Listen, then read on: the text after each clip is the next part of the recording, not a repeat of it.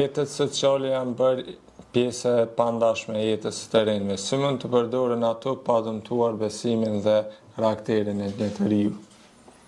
Shiko, rrjetet sociale janë mjet, nuk janë qëllim. Pra, rrjetet sociale ne duhet t'i përdorim dhe të rinjt duhet t'i përdorim për gjëra pozitive, për arsimim, për edukim, për inovacion, për teknologji, për kulturë, për humanizëm. Për shembull, me një postim rrjete sociale mund ndihmohet një familje që ndoshta s'ka mundësi të blejë ilaçet.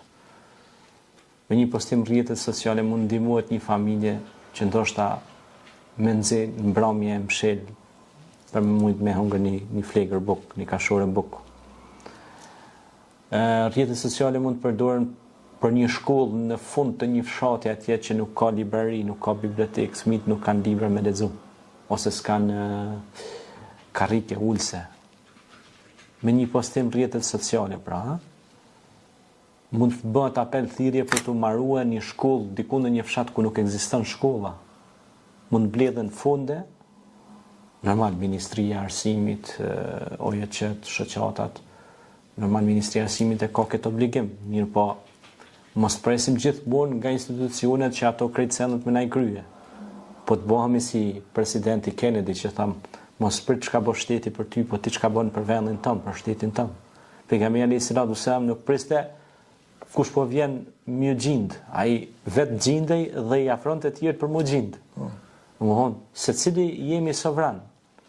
Pra njeriu e formon komponentën institucion. Njerëzit i kanë bërë institucionet.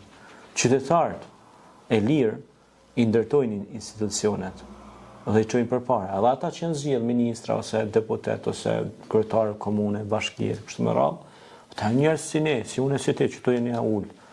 Pe gjakut pe mishit janë.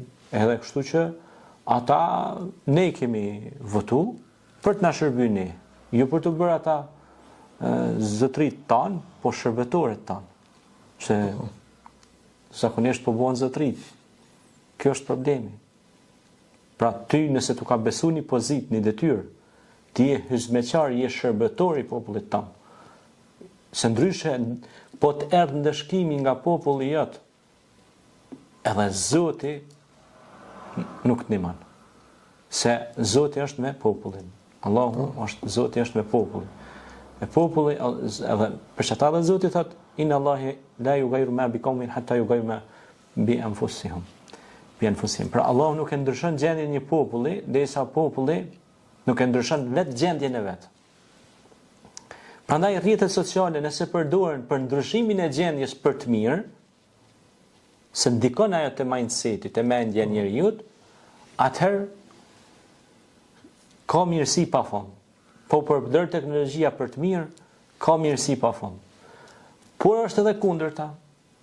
Po përdor për keq, Zoti na ruaj.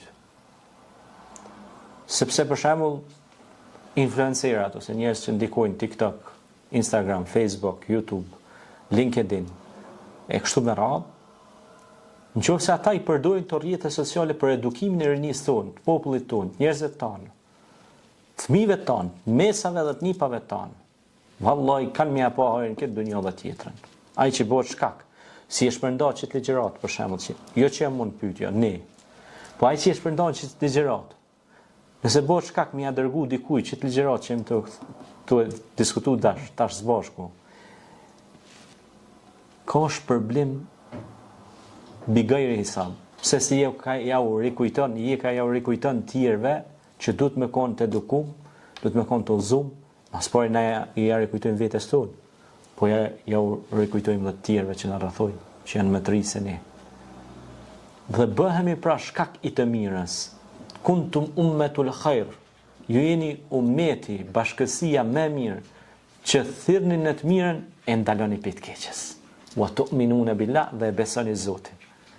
Pra ku ka bashkësi më të mirë se ajo bashkësi që thret në arsim, leximin e librave, në kryerjen e zanatit, magjistratur, doktoratur, PhD.